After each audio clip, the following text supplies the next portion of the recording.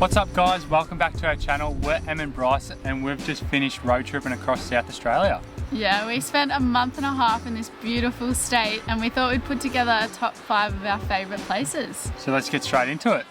As the name suggests, South Australia is in the south of Australia and is home to many amazing historic towns, an incredible rugged coastline and some of the world's best wineries. We're going to start off with number 5, which is Rapid Bay.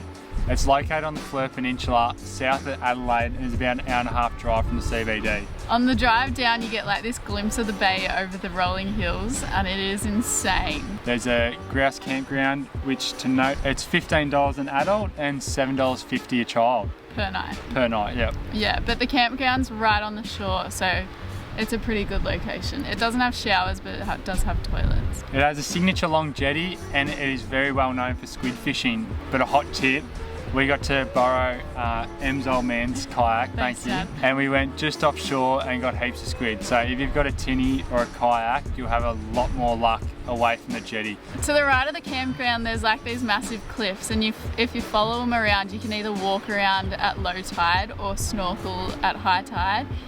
One, you get amazing snorkeling, and there's also awesome little inlets. It's also very well known for its leafy sea dragons, which you can find predominantly at the old jetty. Unfortunately, we didn't go snorkeling out there, but we've heard that it can be pretty special. Next up is number 4, and that's Streaky Bay. Streaky Bay has an awesome location.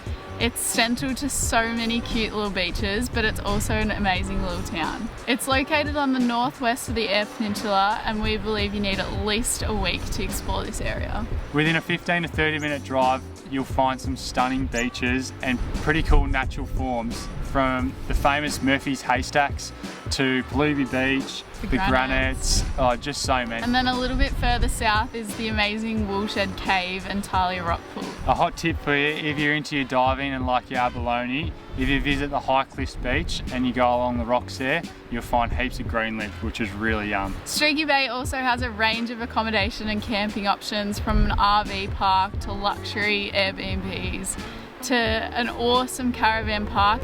So yeah, heaps of accommodation options. Number 3 on our list takes us even further west. The Bunda Cliffs was one of our bucket list destinations for this trip and it blew us away. We're still in awe. This spot is on the world-renowned Nullarbor Plain and it's just uninterrupted sea cliffs. I'm pretty sure they say they range from 60 to 100 metres tall. There's multiple free camps on Wikicamps you'll find, but make sure to save the one you want to go to because reception's pretty limited out there. Yeah. We visited the Bunda Cliffs camp too and it was amazing. We were so stoked to enjoy not only an amazing sunset but also an amazing sunrise over the water. Number 2 has 2 parts, Memory Cove and September Beach, which both lie within the Lincoln National Park. The Lincoln National Park is at the south end of the Eyre Peninsula, which is the furthest west peninsula in South Australia. As you would have seen in our Lincoln episode, it's a very bumpy road. It's about 19 k's and takes you about 2 hours.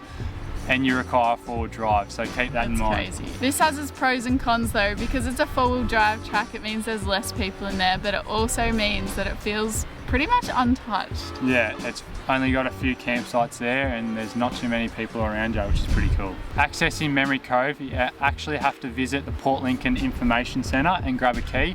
You'll leave a $50 bond just to make sure you return it. But that's why we've also included September Beach, which is like the 2-wheel drive alternative to Memory Cove. September Beach has heaps of campsites that you book through the National Park website. You come over the dunes to this incredible view of September Beach. It has an incredible blue bay and it's great for fishing and dolphin watching. And for our number 1 spot we visited, it was the Flinders Ranges. It blew us away. The Flinders Ranges are about 5.5 hours northwest of Adelaide and they're known for their endless views and lookouts over the amazing ranges. Although we visited in the off season during summer, it was very quiet and it was a good warm spot to escape the cold windy climate on the coast. We can't wait to visit again during winter when the rivers are flowing. We do recommend staying at the Wilpena Pound. It's an awesome place to base yourself for the first couple of days and it's got a range of accommodation options, from unpowered sites to hotel rooms, and it's got a pool if you're there in summer. Yeah, it's pretty close to some pretty cool hikes and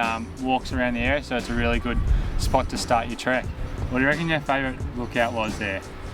There's so many good ones. Pretty hard to pick, but I think the Razorback lookout was definitely our favourite. Do you reckon? Yeah. Yeah, I reckon. That was pretty special. Just a quick tip, if you do have a dog, there's heaps of station stays that are outside the national park. Therefore, you don't have to worry about all the dog restrictions. They also, within the station stays, have their own four-wheel drive tracks and scenic loops.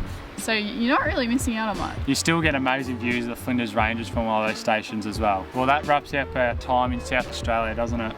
Oh, we absolutely love this state and we think it's totally underrated. Yeah, very underrated, that's for sure. We hope you enjoyed this video and it helped with your planning just a little bit. We'll put a link to our guide and also episodes on these specific locations below. As always, feel free to get in touch with us and we'll try and answer all your questions if you have some. Give us a like and subscribe if you enjoyed this video, and we'll see you next week.